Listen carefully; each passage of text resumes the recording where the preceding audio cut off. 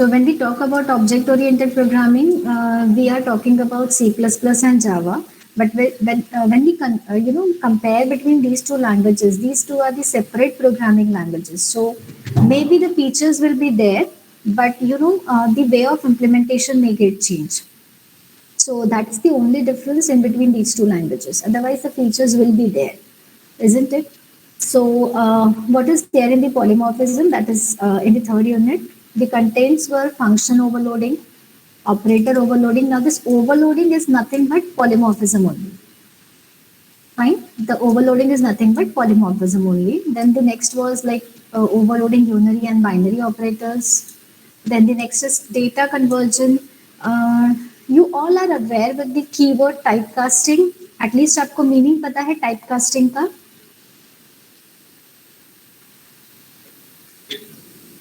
Yes, typecasting you all know, right? So that is nothing but data conversion we are talking here. Next is pointer to object conversion. Next topic is this pointer. Next is upcasting, downcasting, then virtual function, then pure virtual function and abstract class. And at the end of this unit, we have to demonstrate a case study like demonstrating a polymorphism for online railway reservation system using C++. So this will be an assignment for all of you. Now I forgot actually for the first and second unit also. For first unit, student database, you all have to demonstrate.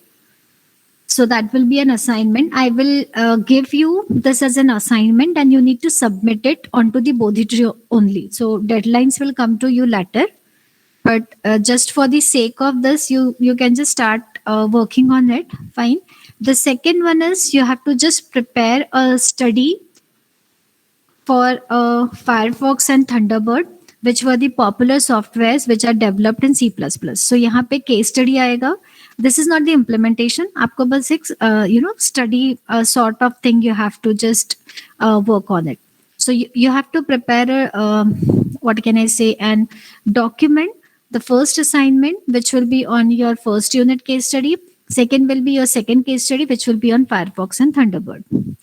The third will be, which will be based on online railway reservation system using the concept of polymorphism. जितना आप use कर सकते हो. Okay. So I will start the concept of polymorphism. You can listen here. Here I'm considering that you have watched the videos. Okay, I'm not going to repeat the things starting from the crash. Okay. Okay, so can anyone tell me what do you mean by polymorphism?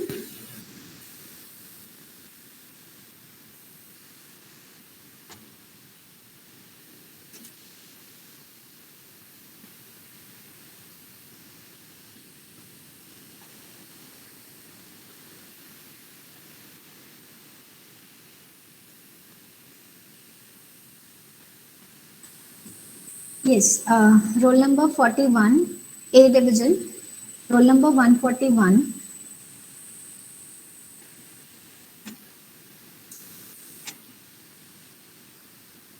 I'm audible? Yes, ma'am. Okay, I'm marking down your attendance. When I'm taking the roll numbers and people are not responding, I'm marking down them as an absent. 41 is not there, not responding. Yes, ma'am. Okay, now you responded. Okay, tell me what do you mean by polymorphism? Using an operator for different functions. Okay. See, can anyone tell me the dictionary meaning of the word polymorphism? B division? Anyone from B division? Ma'am, having many form. Sorry, Renu, 1 minute.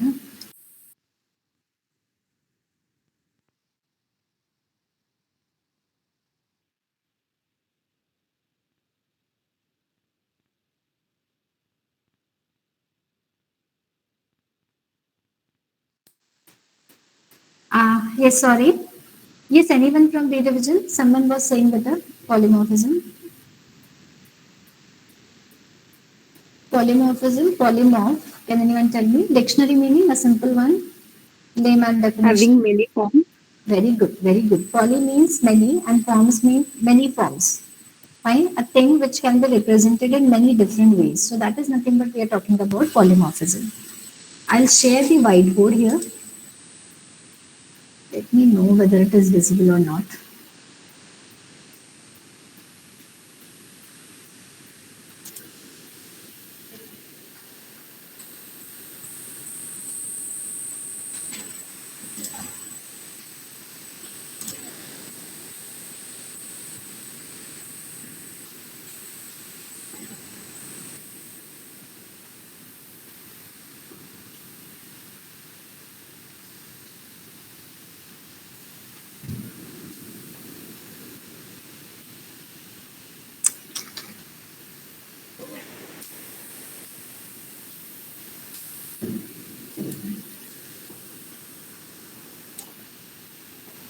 If it is giving me an error,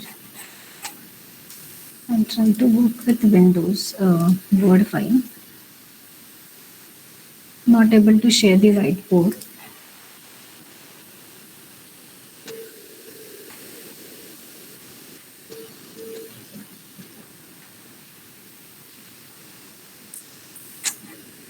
Okay.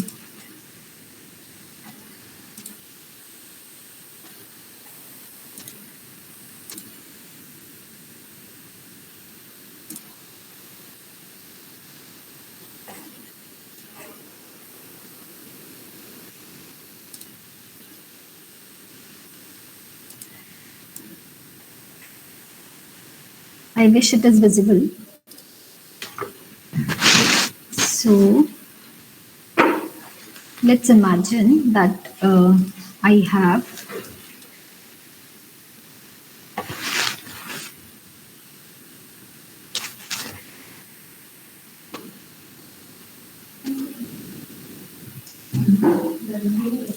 what I'm doing here. You can see I'm just talking about a term polymorphism, which is nothing but one of the major feature of object-oriented programming. Right? When I'm talking about the polymorphism, it has its layman meaning in the dictionary, that is many. Poly means we can say many, and this is like FISM means many forms you can talk about. So there are different ways of implementing it. Now, what are the two ways of implementing it? I can say I can draw a line here if not.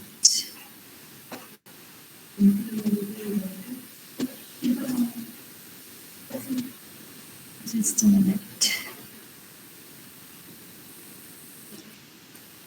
So I'll try to work with this. Fine. Now this is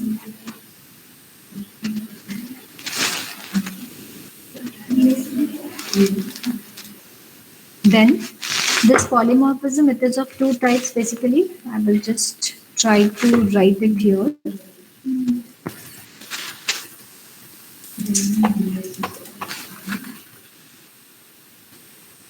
So there are two ways. One is compile time. This is one way. Another is runtime. This is runtime. Now, poly means many form. I can have, like in my class, I can have a functions, member functions we can have. Now, I can write down one function in many different forms. The meaning is one function name can be used number of times. Fine. So, same function can be used for number of times. This type of, working is called as a polymorphism. So polymorphism is basically categorized into two types. One is compile time, another is runtime, isn't it? So what is compile time polymorphism? Compile time polymorphism in the sense when the polymorphism is occurring at the compile time, that is coming in the category of compile time polymorphism.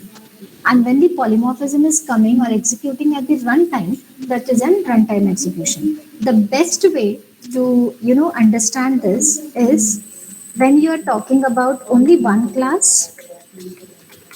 When you are playing with only one class, you will say that is compile time. And when you are playing with like you're working with inheritance, so that is coming in the category of runtime polymorphism. Is it okay? So these are the basically two types. Fine. Now, how to achieve this? Like compile time polymorphism and runtime polymorphism, how we can achieve this? So, this compile time polymorphism can be achieved. Let me know whether it is visible because whiteboard is not giving me any access. So for that reason, I'm using this. Now, this normal compile time polymorphism is achieved. You can talk about your function polymorphism and operator polymorphism. Right? Matlab overloading. This polymorphism is also known as an overloading. And runtime polymorphism is achieved with the help of virtual function. So you just understand or try to remember this thing, then one by one I will go in detail. Right? So polymorphism is one thing can be represented in the many different ways. Now polymorphism can be achieved during compile time and the runtime. I'm audible to all of you, A and B division? Yes, ma'am. Okay. So polymorphism can be achieved at the compile time and the runtime. What I mean to talk about the compile time, at the compilation time, when I'm knowing that the function is overloaded or the operator is overloaded, compiler understand that thing, right? So that is nothing but in compile time. You can simply call it as in when we are using a one class, you can understand that as in compile time.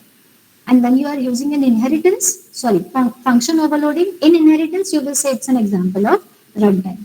That is the basic thing you can, differentiate in between compile and runtime. Now, compile time polymorphism can be simple function and operator overloading or function and operator polymorphism.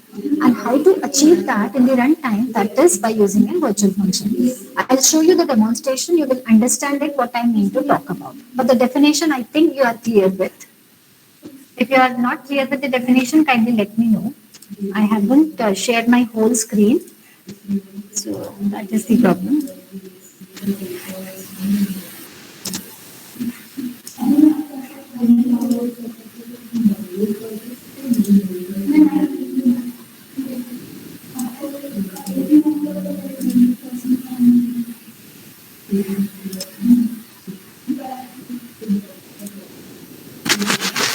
A division visible?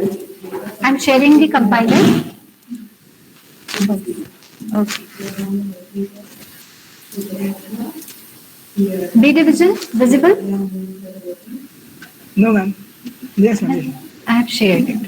Okay, so I will start.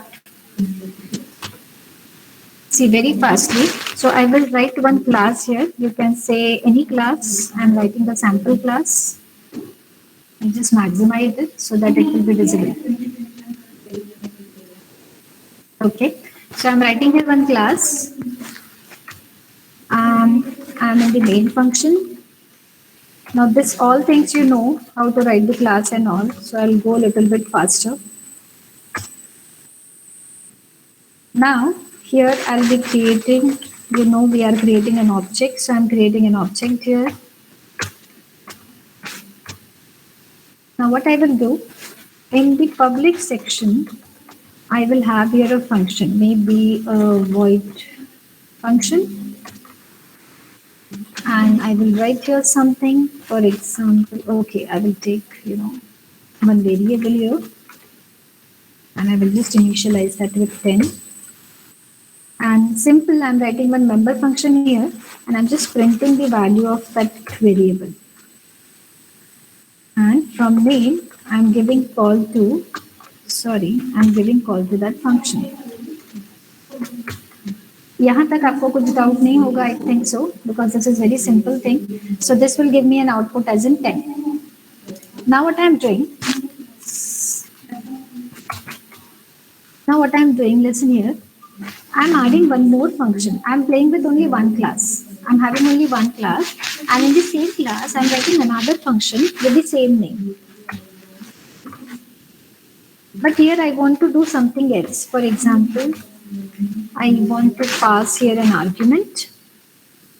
For example, int a, and then I will just reinitialize the value of x with a, and then I will just print that value x. I'm audible to you, beta, clearly? Yes, ma'am. Okay. Yes, ma'am. Okay, so this I did. See, you can see in both these functions, what is the similarity? What is the similarity? The return type and the name of the functions are same, isn't it? So when the function name is same, you can say this is nothing but you are overloading that function. You are overloading that f function. मतलब one function that is f, it is in the many different forms. एक form में उसका argument नहीं है, and in second form I am having the argument. So this is an example of function overloading. Remember, the rule for function overloading is the name of the function should be same, but they should be differ. They should be differ in their arguments. What if I'm writing like this? What if I'm writing like this? Which function will be executed? In this case, there will be an ambiguity for this object because I'm giving call to this function, and this function is existing here twice. So there will be an ambiguity to this object that which function need to be executed. So this is not function overloading. What is function overloading? When the name of the function is same and the data types or the arguments of the functions are different, that is the only definition of function overloading. We cannot define the definition by ourselves. These are the predefined definitions of all the things like function overloading and operator overloading, right? So what is the definition? The name of the function should be same, but they should be differ in their return types. They should be differ in their arguments, number of arguments on the data type of the arguments. So I did here addition of an argument. Now these two functions are differ. Their forms are differ. Their way of writing is differ. Only they are similar in their name of the function. Is it okay? So when I'll execute this, how I can execute this? I will just give call to this. I may pass a parameter 100. Now when I'm executing this, the name is same, but here in one function there is no argument and in another function there is an argument. So this is what we are talking about, overloading the name of the function. Fine, let's execute this. So I got an output. First क्या execute हुआ आपका? F execute हुआ. From here the control is coming here. What was the value of x? 10. 10 is printed. Next you are giving call to F with an argument 100. So control will come here and it will be executed and x will be 100. Now let's try to execute this with a different return type. So I will write down here integer and I will write down here return x. Now what should be the change here? Can anyone tell me? I have to take that value in some variable. So it will be like this. Because you are returning from here and the return value should come to the left hand side variable. So what you can see? You can see the return type may be different, but the name should be same. Getting? So what is the definition of function overloading? Only the name of the function should be same, but they can differ in their return type and the functions should be differ in their number of arguments or the type of argument. Is it okay? So this is about a normal function overloading. Any doubt here? Next, operator overloading is the next concept which we are having in the polymorphism. Now I told you overloading means polymorphism, that is you are just overloading one thing with many different forms. तो मैंने यहाँ पे f को overload किया है सबसे पहले c out x से and then it is performing x is equals to a and then c out x. So f is working with two ways. So this is a function overloading. Don't forget the rules. Next is operator overloading. Now what do you mean by an operator overloading? Operator overloading means you can overload any operator. You can overload any operator. Now can anyone tell me what do you mean by an operator and what are the types of operator? From A division? Ma'am, From A division, can anyone tell me what are the different types of operator?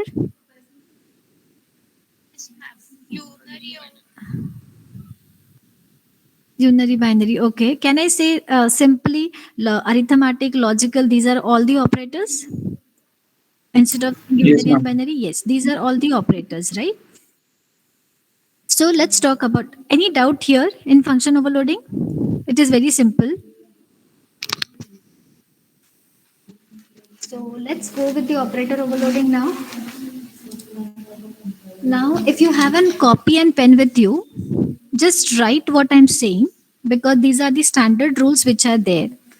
And if you're not writing those rules, you will be having the doubts in your mind regarding the operator overloading. And then later, I'm not going to answer the questions related to that. Okay. What do you mean by operator overloading? Operator overloading means a operator is overloaded. A operator is overloaded. When I'm saying operator, existing operators are only overloaded. Now, what are the existing operators? Plus, minus, fine, your multiplication, division, then you're having an increment operator, plus plus, decrement operator, minus minus. So all these are the operators that can be overloaded. Now, what do you mean by an overloading? See, I'll simply do here so that you will understand. Now, in the same code, I'm adding one function here. Here I'm taking another variable, y, and I'm initializing it 20. And just rename this with z. Now I wanted to add this x and y. So what should I write here?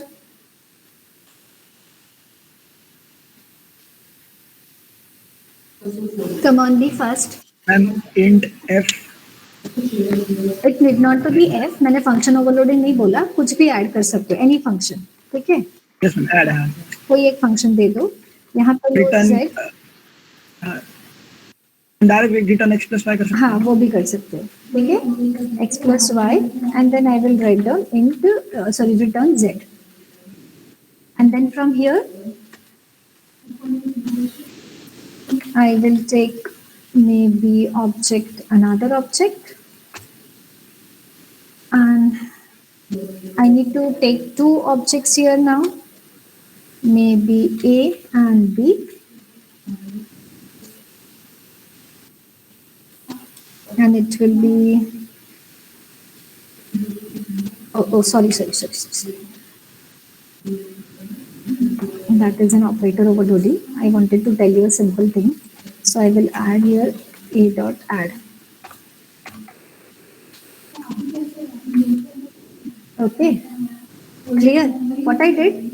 मैंने बस एक add function यहाँ पे add किया है, and z is an parameter for the result. X and y का value already I am taking here. Simply I am giving call to that function. So ma'am return के line I didn't print it. Return नहीं किया यहाँ पे.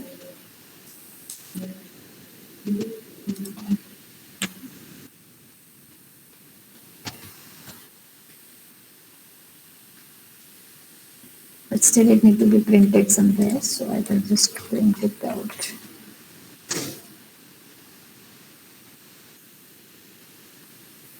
Done?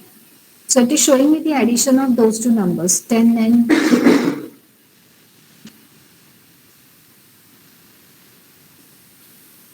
Ma'am x change झाला ना 100 झाला हाँ, sorry. तो next value 100 होगी ना, 100 plus 20. 100 plus 20, so the output is 120. So यहाँ पे आपने क्या किया है? You are getting. Now what you are doing here in add function? You are doing the addition of two numbers. Can you tell me the operators here? Which operators are there? Can anyone tell me which operators we are using in this statement? addition of Addition and equal to equal to. Very good. Both of the division they need to answer. So equals to and plus. Now next question. What are the operands to this plus? What are the X and operands Y. to very good? X and What Y. are the operands? X and Y. And the data type of this X and Y is integer. So can I say like this operator is working with only inbuilt data types? Yes, ma'am. This operator is also working with only inbuilt data types, Z and X plus Y. Yes or no? So Yes, ma'am. all the operators, they are predefined in the compiler, and they are restricted to work with the operands of only inbuilt data type. Is it okay? So this is a normal definition of our operator.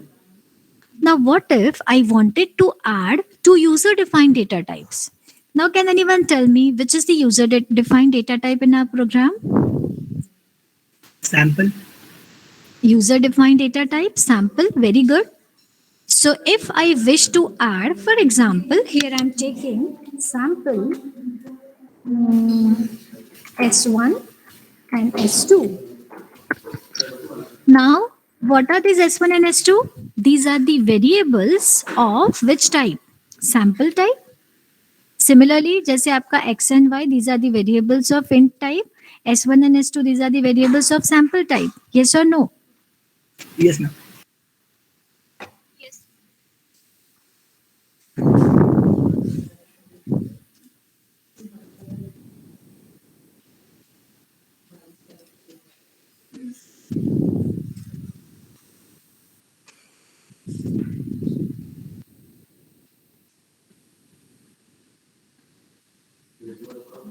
These all are the variables of, just a minute. Okay.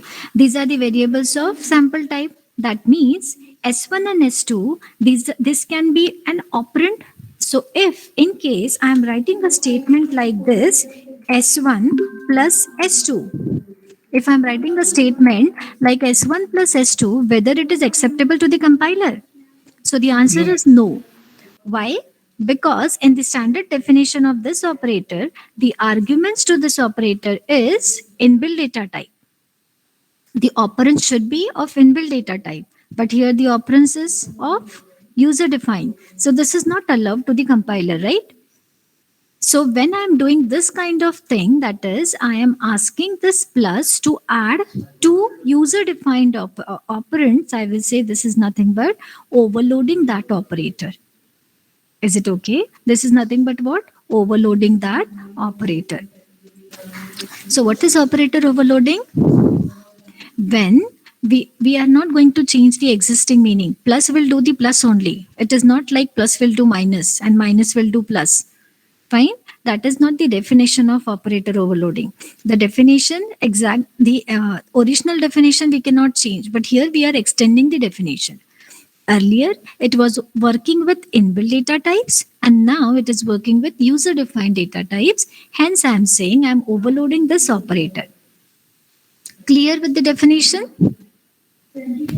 All of you? Yes, ma'am. Fine. So when I am just the operands of this any operator will be an user defined or the class type, you will say that is in operator overloading. Is it okay? So let's try to demonstrate this. But how do I tell the compiler that this is operator overloading? Because compiler doesn't know the addition of two objects. Isn't it? Compiler know only the addition of two inbuilt data type. Compiler doesn't know. So how I should say the compiler कि आपको दो objects का addition करना है? How I will pass the control? So for that reason, we need to include an explicit function operator in our code. Fine. So when I'm writing S1 plus, my compiler will know that I'm adding the operator, I'm adding the user-defined operand with some another operand. That means I'm adding two objects. So compiler will search for the definition of a function, explicit function, that is an operator function. So how that is? So let's try to do that. Now here I will add one constructor. I will add one constructor here. You can see one constructor I'm adding here, sample. Default constructor I'm adding. Fine. So what was the variables? X, no? For X, I'm taking 500. And for Y, I'm taking maybe 200. Is it okay? So after this statement, the control will go to the compiler, and for both S1 and S2, X and Y will be initialized with 500 and 200. This is clear, all of you? This all know? Now what I wanted, I will just make this statement as a comment to avoid the confusion. Now what I'm doing, I'm getting the values of S1 and S2 through this. I got the values. Now what I will do, I will simply come here. I'll try to add these two objects. Now let's start the execution. Compiler control will first come here, then here, then here. So यहाँ पे आएगा तो S के लिए default constructor call होगा. Then the compiler control will come here. Again, the default constructor will get called for S1 and S2. From here, the control will come here. Now S1 is an object, fine. So already constructor was called. Next, it is coming to plus. So compiler knows that plus is there. That means an operator. So it will definitely have another operand after that because it is an binary operator. So compiler will search for the definition of an operator function. So I do need to write down here an explicit operator function. Compiler will search for it because compiler doesn't know the definition of this. Okay, to add two objects. So I need to add here a function. I'm going to add that function here. When I'm typing it, you can see I'm getting that function. Fine. So this is the name of that function. Then after that, which operator you're overloading? Plus. So write that operator for which you're writing the function and then arguments. So from here, the compiler control will come to the explicit definition of operator function. Operator is a keyword, that is name of the function. Which operator you're overloading? Plus. So it will search for plus. We have to write down here plus. Now plus is unary or binary? Plus is unary or binary? Binary. Right? So remember, when we are calling this operator for binary operator, in that case, the argument to that operator function will be 1. And when we are giving call to this operator function for unary operator, the arguments will be 0. Is it okay? I will tell you what do you mean by this. So, what are the arguments type? What are the type of the arguments? Operands ka type kya hai? What Sample. is the data type? Sample. Okay. Very good. So I will take here sample. I'm taking another variable, maybe L. Now how it works? Ma'am, function return type. Listen here. Listen here what I'm telling. I'm telling step by step. Fine. This is for all the students who are there in the class. Okay? So compiler control is coming here. S1 पे control आया. S1 में control आया तो compiler ने क्या read किया? Constructor. The values are fetched. Then the compiler control is moving to the next. Next is what? Plus. मतलब addition करना है. So compiler understand कि plus के बाद भी कुछ तो भी operand आएगा. So compiler will definitely search for an explicit operator. So control कहाँ जाएगा? Operator plus में. Now here I'm passing only one argument. You can see sample L. So this S1 will be an implicit argument and S2 will be the explicit argument. That means this S2 I do need to pass here as an argument. So that's it, nothing but this one L. What I said, for binary operator, there should be one argument to the operator function, and for unary operator, there should be 0 argument to the operator function. As plus is a binary operator, it has 2 arguments, so only one argument need to be passed. And which argument you will pass as an argument? A parameter, the variable after that operator. What is the variable after that operator? S2. So it will be here. It can be S2, it can be any variable. Is it okay? It is just an alias of that variable. So this K is nothing but replacement for your S2. And where is S1 then? S1 is implicit here. Fine. Now I wanted to perform the addition of X and Y. So now I can write down here the definition of X and Y. Is it okay? Now what I'm doing, I can add here one more S3. I will show like this. S3 is equals to S1 plus S2. From here, the control will come here. I'm returning something here. So I will just make a return type as in sample. Is it okay?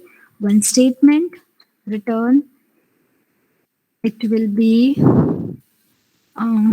any variable you can take result.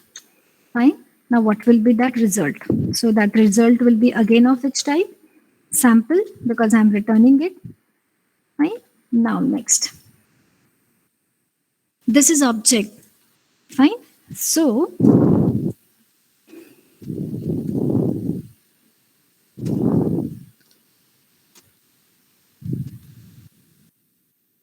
how you are accessing S2 here? How you are accessing S2 here? In the form of K. So I will do like this. What I did, I'm just adding X with some value of Y.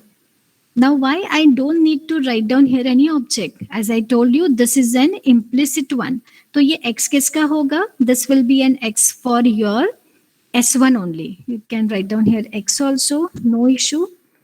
Fine. So this X is X for result. I will write down here result dot. You will get that. Fine. Then I will equals to X. This X is for this S1 plus, plus that K is in replacement for S2. So it is K dot X. Execute it. Okay, I didn't display that, no? I can display it here, or so I can display like res dot X.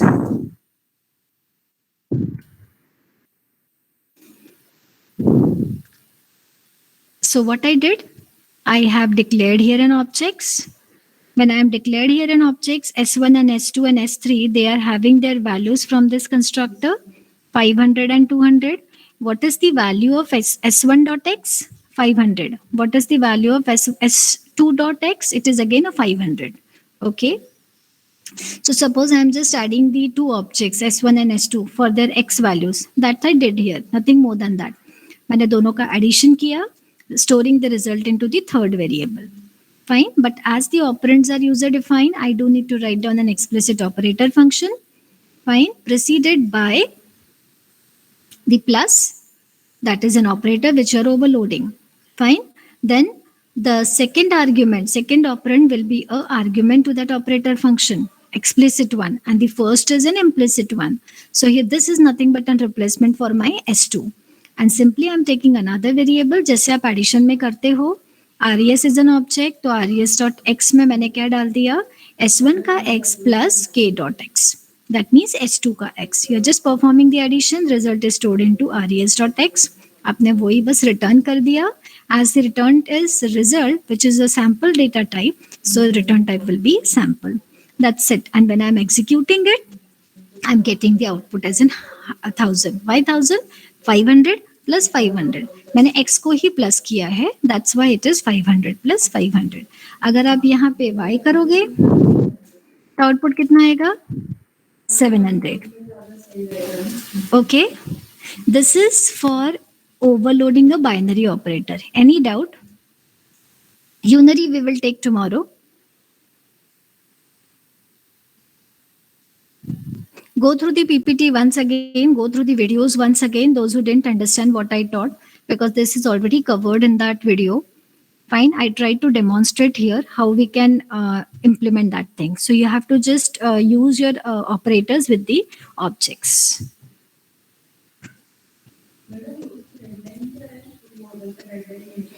Yes, Purnesh, you said about unary operator overloading. I demonstrated for binary. Is it okay for you today?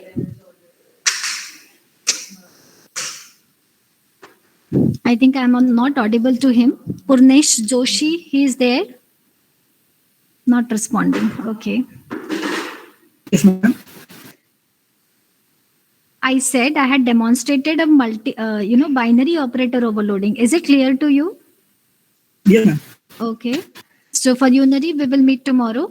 I will take unary operator overloading tomorrow, a quick revision, and the virtual functions also. So please watch the videos carefully. Fine. And let's meet tomorrow with all your doubts. Okay. Yes, ma'am. Okay. Okay. Thank you. Let me take an attendance. Don't leave.